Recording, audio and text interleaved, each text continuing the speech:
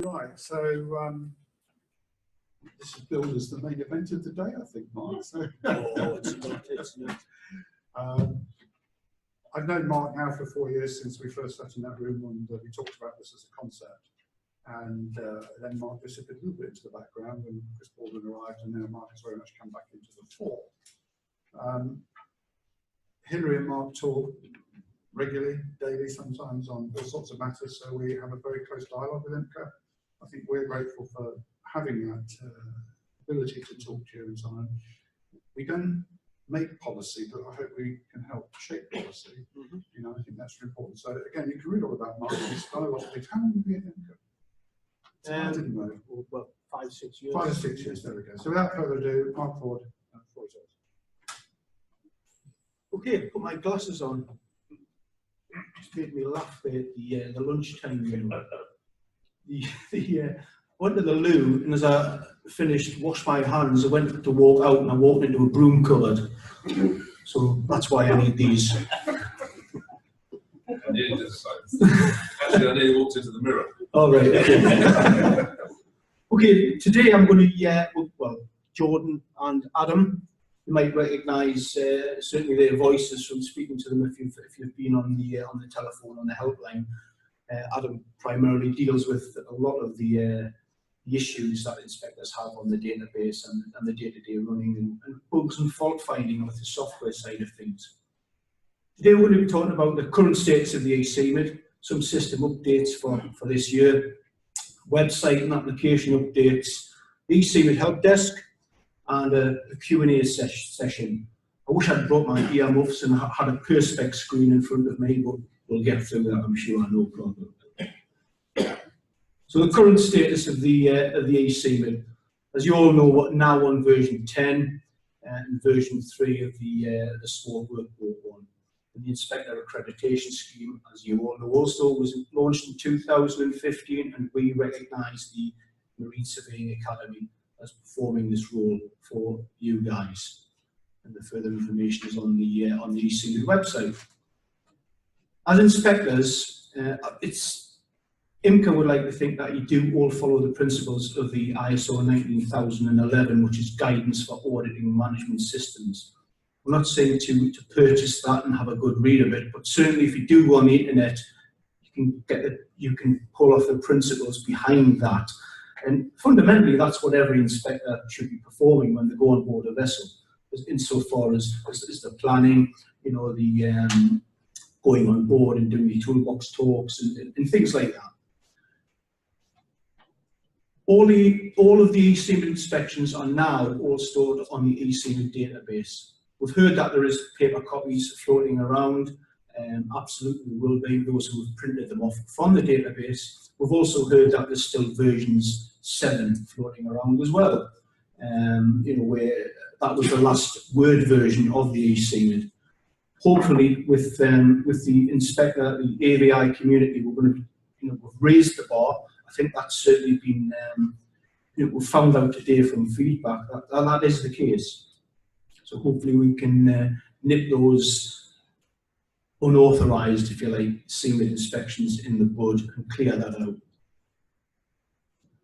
Use of accredited vessel inspectors, AVIs. I think we all appreciate that over the years, oil companies, every client has demanded that they have vessel assurance, not only for the vessel, but certainly now for the accredited vessel inspectors. They want to make sure that if they're commissioning inspection, the person who's doing that is delivering a good report. Now, when I joined IMCA, that wasn't the case. Hands up, I was absolutely gobsmacked at the state the eCMID, or the CMID at the time, had fallen into disrepair, if you like. I pushed for inspector accreditation. I was knocked back on several occasions. Really, it was only a little bit of a few inspector conferences that was carried out, where I managed to persuade at the time the chief executive and the technical director to look at it and start moving forward with this. And it's you guys who fed back that you wanted this. You know, in the first instance, the number of times inspectors came to me, phoned me up and said, the eCMID has gone. Your CMID system is completely shot now. It's given IMCA a bad name. It's given the industry, the whole inspection format a bad name. And I didn't like to hear that. I came from a P&I club before I joined IMCA, and prior to that I was a consultant, prior to that I was superintendent, and I was a chief engineer at sea. And I used to use this eCMID, and I thought in its early days it was a fantastic system, fantastic report. There was nothing else like it. So over the years there's been a little bit of communication breakdown between IMCA and OCIMF. We're now rebuilding those bridges, which is great to see. We've just formed an eCMID, it's not an eCMID, sorry, an OVID IMCA collaboration committee, where it gives the offshore vessel operators the chance to sit across the table from the oil companies and tell them what's wrong with the OVID. Now, you might think that sounds quite challenging. And to be honest, we were sort of a little bit daunted by the fact of having to do this. But what a meeting that was, and that was absolutely fantastic, because, you know, it's very difficult to convey issues to oil companies via OCIMF Secretariat and give the oil companies the full picture. Now, with this committee, we'll have a direct, across the table communication going, where we can tell them issues with the OVID system. So that is something that's a little bit out of this, but it's work in progress, and we're hoping to progress with OCIMF as well. AVIs, you're all part of a rigorous initial assessment, as the NSA have shown and demonstrated clearly. It's a good system, and the CPD element is of particular importance. Inspection findings. I'm sure you've all got horror stories. That's just one particular shot. All of the inspectors here, you'll know from your own experience on all the vessels you go to that there's serious ISM deficiencies in some cases. Some of them what you would class as major non-conformities, some of them non-conformities, even some observations. Now, what we're trying to do with the eCMID is it's not a phase shift, because it's always been about the safety management system. But what we're trying to do is to say to a company that this is your opportunity, and the client, to have an accredited vessel inspector to inspect your vessel to see how effectively the ISM system is being applied on that vessel. And to be honest, there's no other system like that. You've got the independence of an accredited vessel inspector going on board and telling a company what's wrong with it, with the way the safety management system is being applied on their vessel. Because as we know, companies' document of compliance, the safety management system in the office can be fantastic. I've audited companies where they've had a brilliant safety management system, office-based.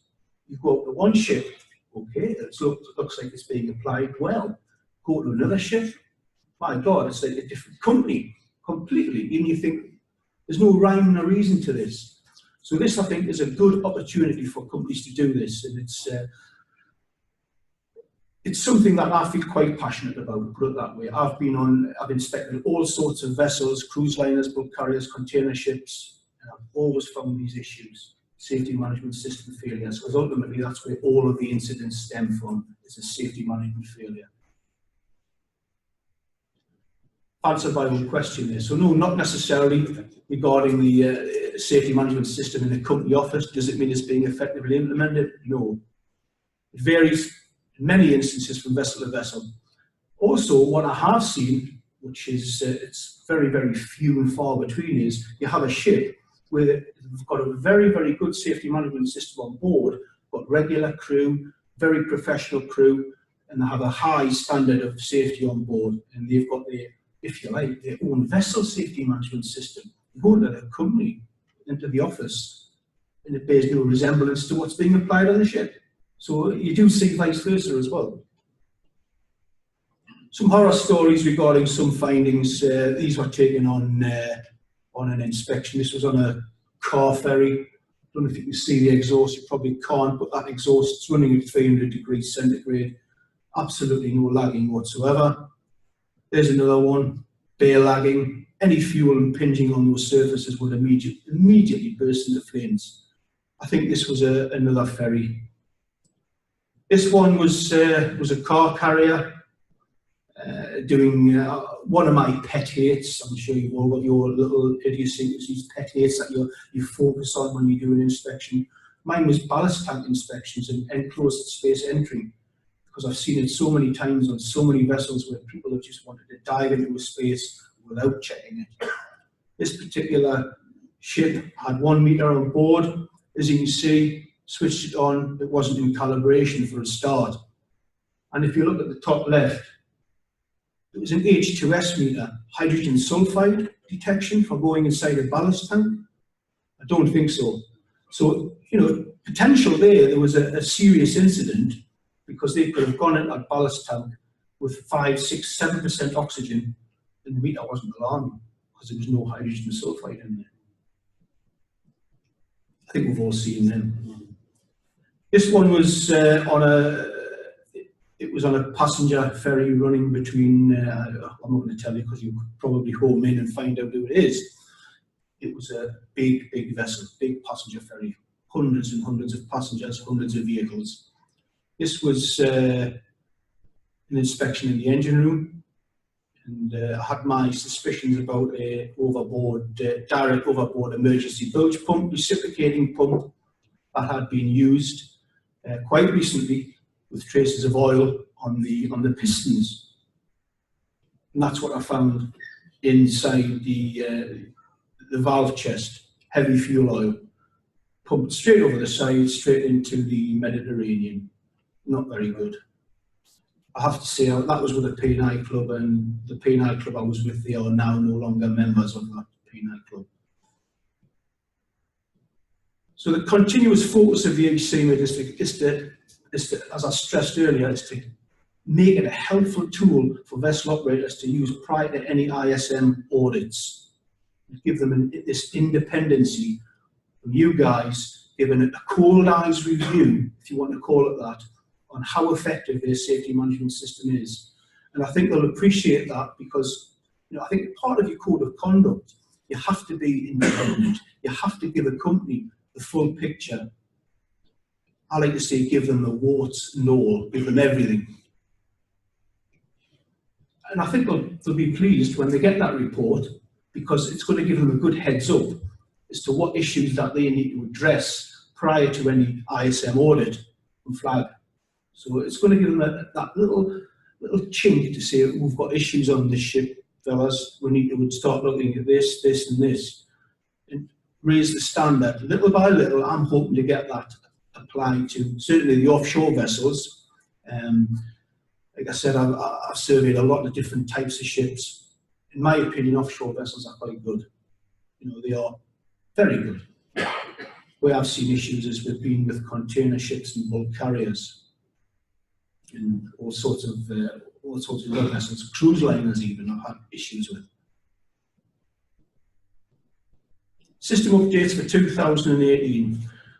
So in January, the inspector competence and report quality has been addressed. With only online eCMID and small workbook reports are now recognised, and we only recognise AVI status. It did cause a few issues from us. We had my ears were bleeding on the telephone in some cases, but you know, ultimately we want accredited people who have the knowledge and ability to perform these inspections, to raise this standard up, and to make it this recognised, credible standard. Why did we implement these changes? Demand for inspector competence from clients and operators, and yourselves. We had companies coming to us with inspectors saying, we are being put out of business in some respects because we've got little Johnny here who's flying around. He hasn't got a clue what he's looking at, and he's performing all these inspections, taking the work away from us, but the inspections are absolutely terrible. So we had to do something about that. Like I say, I think we've so far we've done a fair job of doing this. I'm not saying it's perfect by any means, it's not. But you know, we want to chip away at this and make it the system that it should be. There's a little graph there at the bottom right. What we've done is, in January, we had a full database clear up. There was a lot of repetition in there, companies that no longer existed. So the data really, in essence, was false. So what we've done is we've pressed the reset button as far as the data is concerned in January. And you can see now, since January, we've had a 35% increase in live reports. Now that is excellent since January. New operators and clients are registering. We had one vessel operator, I think he registered over 100 vessels, an offshore vessel operator. Nice to see. That shows that people are starting to get confidence in the system, confidence in you guys in performing these inspections. We've also seen a 13% increase in vessels on the system. And now the crunch. We've got in June a new funding arrangement to look to the future. Upload fees will be introduced on the 18th of June. So why are we doing this? We need to have a stable platform for the future. We need to have the system where we can invest in it to grow. eMCA is a not-for-profit organisation, and I will make sure that any funds that come in go back into the system.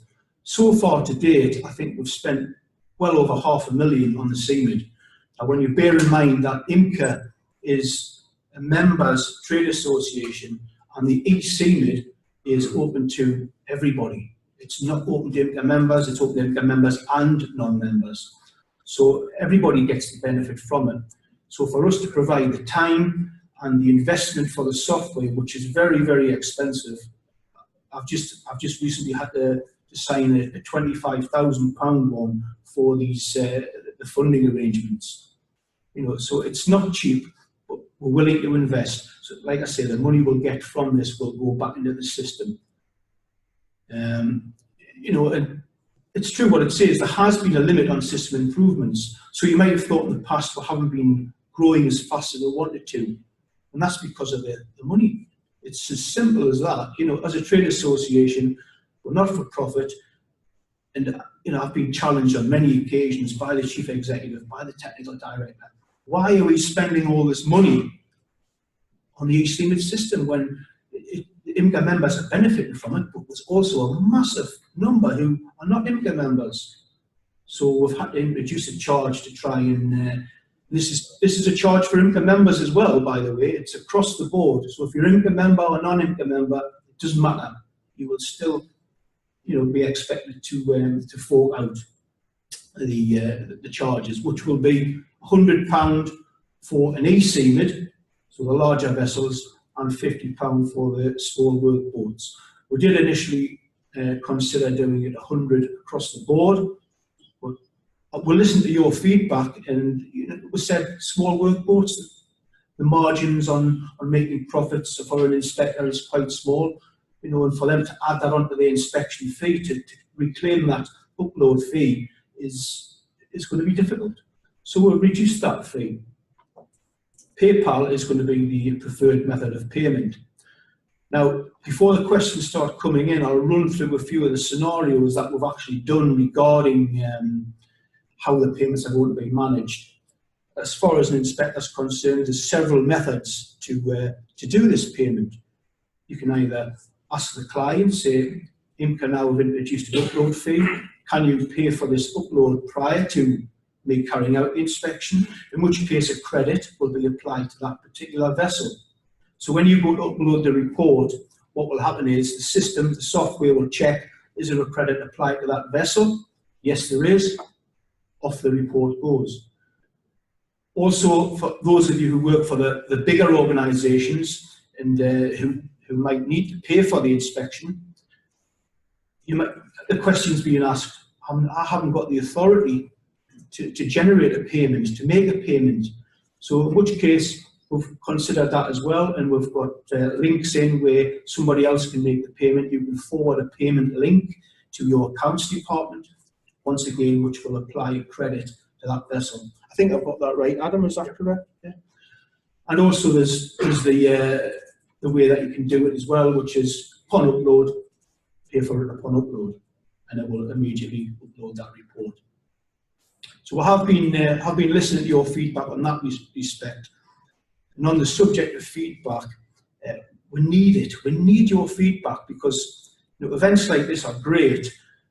We get hit with loads of questions, But I always ask the same question: why am I getting hit with the questions now? You know, there's email functionality. You can pick up the telephone. You can talk to me. You can talk to Adam, Jordan. Put the issues across. Let's try and get these issues early so we can act upon them. You know, I mean, we've mentioned about the reports being updated at the moment, to version 11. We're currently working on version 11. What I intend to do is, once we get the question set finalised, even before the questions get finalised, Adam is going to run some special routines on the database to find out the questions that are being answered all of the time, which are sort of mundane questions. They're always a yes, which is, there's never any findings associated with them. Why do those questions need to be there? So we have to ask ourselves that question. Can we pull that question out? Because it's always a yes. What's the point in having it there? But similarly, we'll run routines on the high finding items and look at them. As mentioned earlier, we are going to be introducing a little bit on cyber security, and we're going to be ditching some questions. Certainly the crew lists and the qualifications and things like that. And hopefully we're going to be trying to get the system where you can do PDF uploads as well. So if you've got any additional information, that can go with the report as a PDF document. So I'll now hand over to Jordan, who's going to run through some of the application updates. You all right? Yeah, perfect. Yeah. Okay, so hello, I'm Jordan. I work on behalf of the IT team with Adam. So these are the new updates we released in the 10.15 updates. So I'm just going to talk through briefly what they are. So we've got the green file, that's when the eCMID is available. We've got the green and red file, that's when the eCMID is available but has expired. We've got the orange file, that's when the vessel operator hasn't made the eCMID available. We've also got the red file along next to that, that's when the eCMID had expired. And then we've got the grey file icon, and that's when the eCMID is locked. For example, when a vessel is transferred. Below we've got the these are going to be the updated icons, the new update that is being released on the 18th of June. These are for the payments, as Mark briefly mentioned. So we've got the green circle, that's when a report has been paid. And then the orange one is when the report hasn't been paid. We've also got the blue vessel on the side, that's when the vessel is online. We've got the black vessel when the vessel is offline, and then the grey vessel when the vessel has been transferred. And yeah, that's pretty much it. Oh, sorry. So, as I said briefly, that was the new icons are released in the 2.15 update. And one of the other issues we had was that a lot of the calls that we had through to the help desk were solved by just manually checking for updates. So what we've done is we've put in a weekly check for updates. So as I said briefly, we had a lot of calls that were just fixed by just updating the software. So now that we've added weekly updates, you won't be able to miss any bug fixes or patches again, which has been really well received at the moment. Yeah. Okay. Adam, are you doing some? Or do you want me to run through some? Continue. ABI data. That's your field. Go on. Okay. So we do get people questioning, my ABI details aren't in the software. All you need to do is give a call to the MSA team, get it sorted very quickly every time. You can always see in your application settings there, if it's blank. Occasionally there'll be a system update that requires you to log in again, and you can go to settings, update settings, and it will pull through all the latest data as updated by the MSA team. So most of you will probably know about external inspectors functionality, which we introduced in January. That means you can have your own AVI account, work for several companies, no longer just being linked to one and then you have to move because your details are in the one account. If you're with a big organisation, you would use managed external inspectors and you just search by AVI number or email address. And it means you can get the auditing done by a third-party inspection company that has contracted you to do that. In the same way as if you work for them directly, you get those functions built in. And we've simplified the auditing process. As part of that, you used to have to go into your account and tick that you wanted to be audited within your organisation. We've changed that so now every upload you do, you'll hopefully all have seen this already, but you get the choice, is this going for upload direct to the auditor or does it need to go for auditing? In which case you see potential auditors from your company and any companies you're linked with as an external inspector. So if you don't see the one you're looking for, just give us a call on the help desk and we can guide you through that process. Other than that, we've done a little bit of updating for data protection and GDPR, removed personal data from the crew matrix, and cleaning up the database accounts, as Mark was saying. And then a few general bug fixes and improvements, a lot of them based on things that you've reported to us. And we've had some great assistance from people as well, tracking down. There was a problem with time zones, which was putting reports on the wrong day. And we had some great help from inspectors. So if you have a problem, contact us. We will look into it. We'll deal direct with the software developers, and we will do our best to get it fixed just as soon as we can. So as always, it's the feedback that's vital. Can I suggest a feedback button on our little software that we have on our computers? Because yes, you know, when you ask for immediate feedback, the easier you make it, the more likely you are to get it. So there's a feedback button there. It's you get annoyed with something, click on that, type it, and that's it done. Yeah, that sounds sensible. So I'm sure we can add that fairly quickly.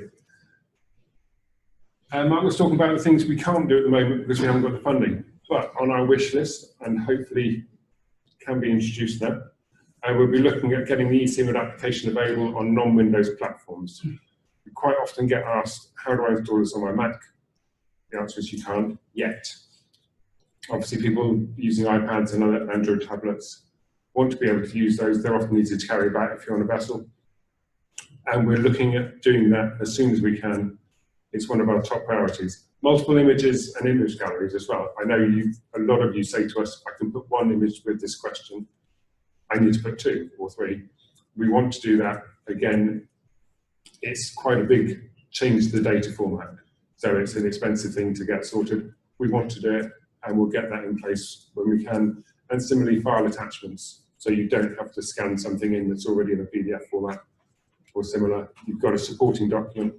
We want to get that done. And what else? It depends on what you tell us. A lot of the things we're trying to do, everything we're trying to do, is based on what industry wants for an effective system. So if there's something, a feedback button, or something else you want added, let us know and we will do our best. And then the eCMID help desk. That's basically myself and Jordan. We're available from 8 till 5 UK time every weekday. If you have an urgent question or you've got a client to register, we generally review applications a couple of times a day on the website, but give us a call. We'll take a look straight away. We'll try and get things sped up if we can. If there's someone you need to get their vessel on the system and they're registered, they don't understand the system, give us a call, put them in touch with us, and we'll do our best to help. So you've got me there and Jordan. Contact details, simple, email address and phone. And I think you've all got those. But we'll be updating the eCMID website as well. I think it gives the general link for details. And we'll get that just so you can get in touch with us as easily as you can. We have PDF user guides in the help and support section. And the inspector guide was updated in January. Will be updated again with all the payment details. Guides for operators and clients are to be updated. And we're going to do some simple video user guides as well. It'll be task-based, so you can spend 2 or 3 minutes watching, how do I do this task? Or it might be, you know what you're doing, but you want to tell the client or the vessel operator. So it'll be, how do I register? How do I access and review a report? But just short video clips. and we're aiming to get those live sort of early Q3, I think, but just as soon as we can. So in summary, Yeah. I will hand over to Yeah, Mark. okay, thanks. In summary, really, we want your feedback. You know, there is further improvements to be made. I'd be a liar if I said there wasn't improvements to be made, because we know there is, but we rely heavily, so much on your feedback. We get limited information from the vessel operators. They are the users, they see the end product. The clients are a little bit, but you guys are the ones that are using this tool on a daily basis in some cases. And you know the problems, you know the little bugs, you know, and people want to hear about these issues, because that's where we can get the ball rolling about this and do something about it. I'm sure that you want the eCMID to be an all singing and dancing system that everybody wants to use. I've got plans, whether it'll fly or not. I've just put it to the chief executive to try and see if we can roll this out to all vessels.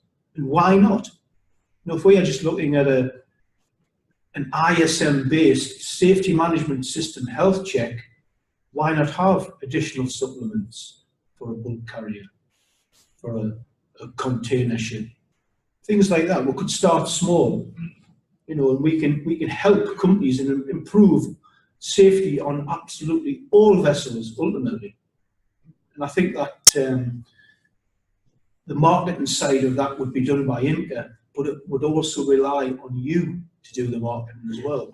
You know, say we've got a system here which can benefit you as a company and give you a cold eyes review, use it as a tool to give you a review on how effectively your safety management system is being applied on your vessel. Because ultimately, like I said earlier, that's where all of the issues seem to stem from.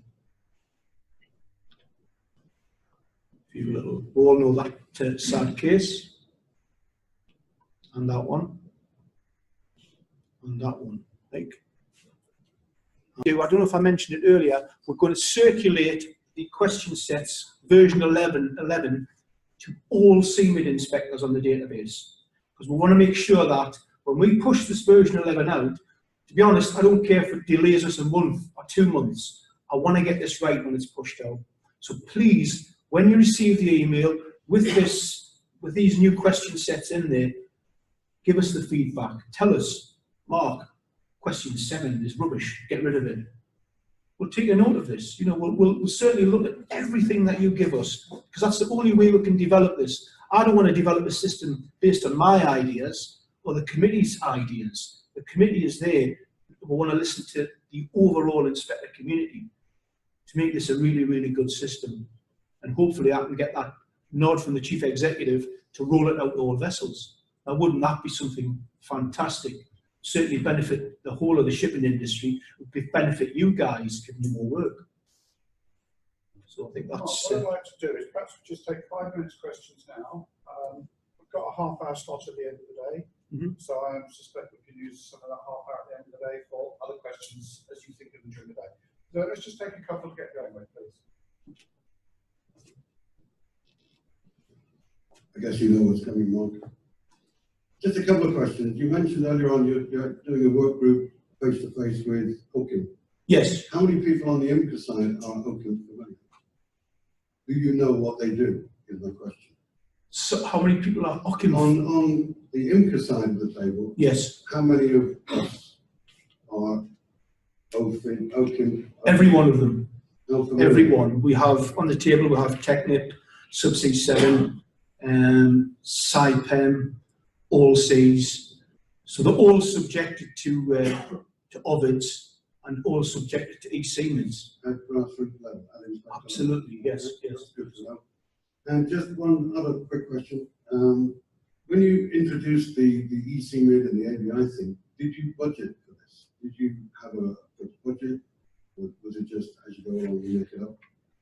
I can't see why you're now struggling for funding. If you budgeted correctly in the first place, why are we being asked to pay more? Because for your it's like I think I sort of touched on it in the sense that IMCA is a trade association run for the benefit of its members. Now the members pay to be part of the association.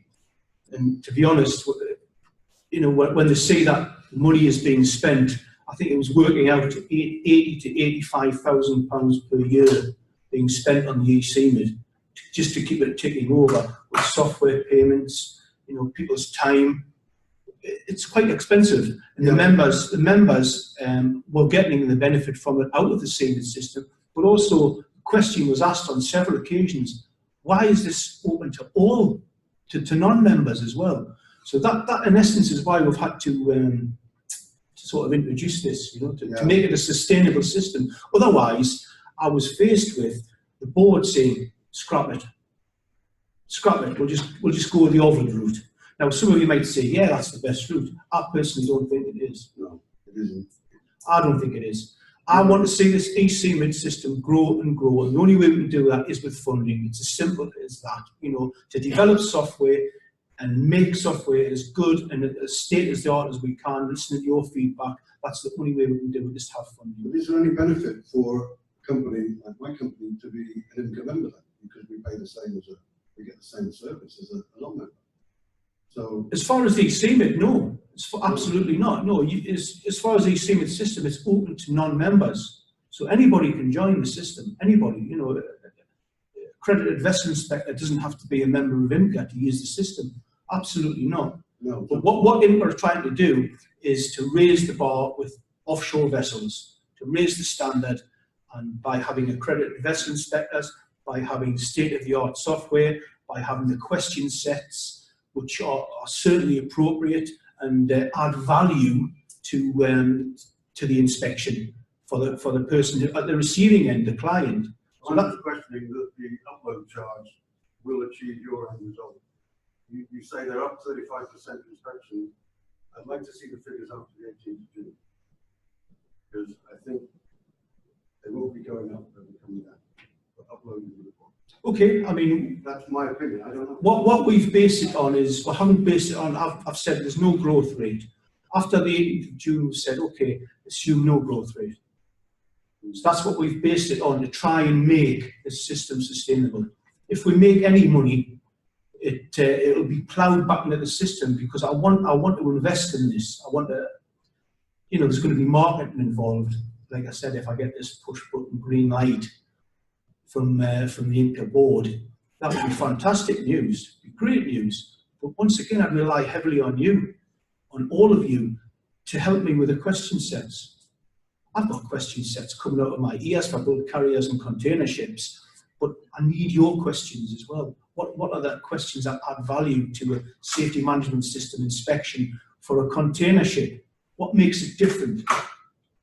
These are the things that we'll be exploring. I hope to be exploring at a later date. So, yeah.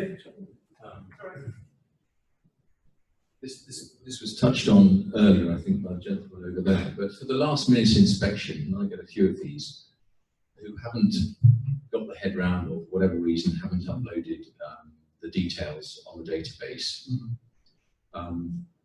Is there a way that we can do that? What I'm interested in is being able to, you know, arrive at the vessel the next day with a, you know, with the report, with the software to go through the vessel. As I understand it at the moment, unless someone has entered the details on the database, we can't absolutely generate. That's correct. Yeah, we have had in the past. I've done it myself, and I don't really want to advertise the fact. I've had companies phone, "I've got an inspection in 2 hours. The vessel's not on the system. What do I do?" And so what do we do? What do we do? You know, I've got to make sure that that company has given me permission to put those details on the system, because all he needs is an email address and the IMO number, and that's the vessel on the system. It's not a. It's something as simple as that. Adam, what exactly? Yeah, it's vessel name, IMO number, vessel type, yeah, and a contact. And that's it. That's all they need to do. So this will be of great value when we do get these mini videos coming out, because that will then show people, okay, 1 minute video, how do you register a vessel? And that's the reason we're making them short videos, because we don't want one long 45 minutes, six hour video. So you're saying we can do that as the inspector on their behalf? No, No, you you can't. can't. You can't. Okay, so if that's not the case, But what you could do is send them a video in the future. Like I say, we're working on these to show them how easy it is to do. so the other thing we would need to be able to do, it, it's not on the system, is to go along to that vessel with a hard copy, so at least we can make sure we collect the relevant information. I don't think there's a facility for printing out the inspection template. There's not. We can do now. Can we not? Yeah, you can do now. How do we do that without the vessel? Like when you go to the vessel, you can just will have the few information of the vessel. I know, but if we haven't got that information, We purposely removed that functionality, and it was mainly to do with the issue that we've still got, and this is paper reports getting done. People, it doesn't matter what version you put in, whether it was a PDF or anything, people were printing out this PDF, people were downloading the PDF, and they were converting it into an electronic form again, which was, in essence, is circumventing this whole system. so would it be possible, I appreciate you said the video is coming out, but would it be possible, because we can't see what the client sees, we can't see that page, it's quite difficult for us to talk them through what to do without knowing what they're looking at. Would it be possible just to have some instructions in the meantime that we can forward to them and say, right, this is what you do, it only takes 5 minutes, then at least we're up and running. Sorry, it doesn't take 5 minutes. I thought there were 3 bits of information. Just had an issue here during.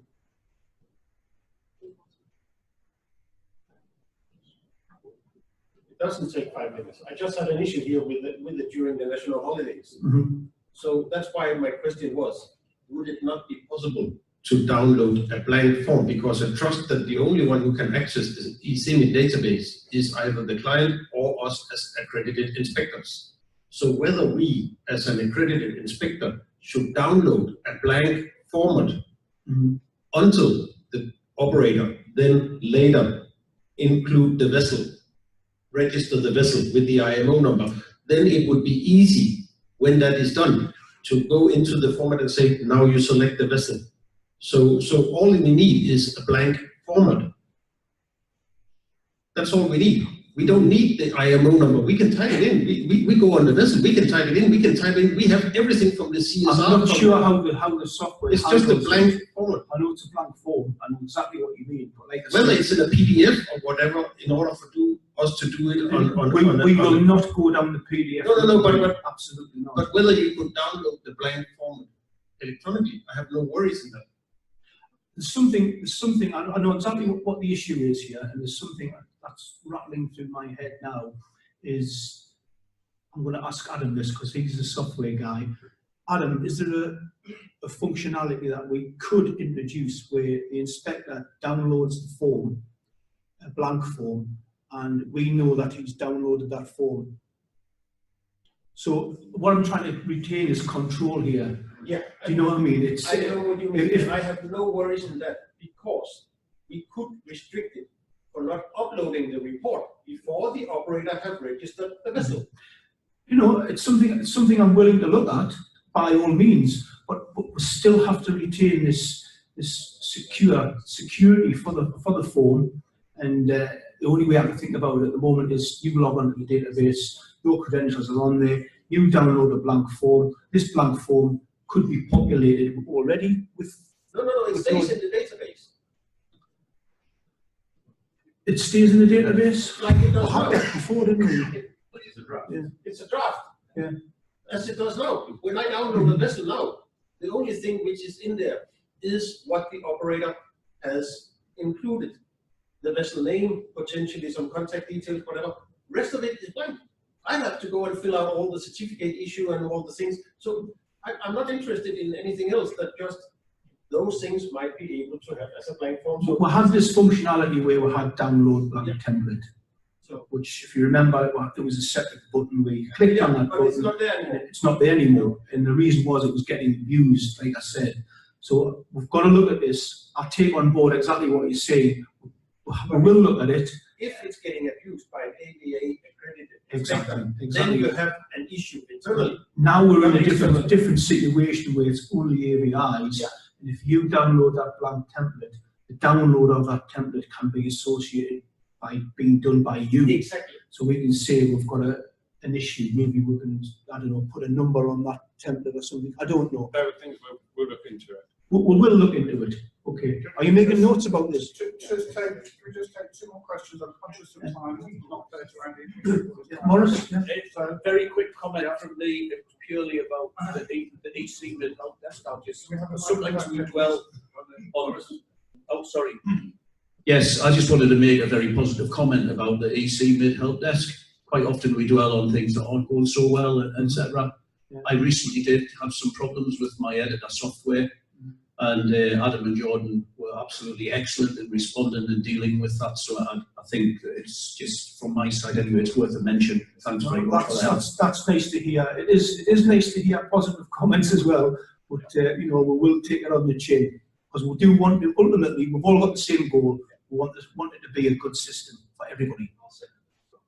Mandy, and then gentleman here, and then we'll move on. Just going back to the previous point, I get entirely the issue about downloading the blank form.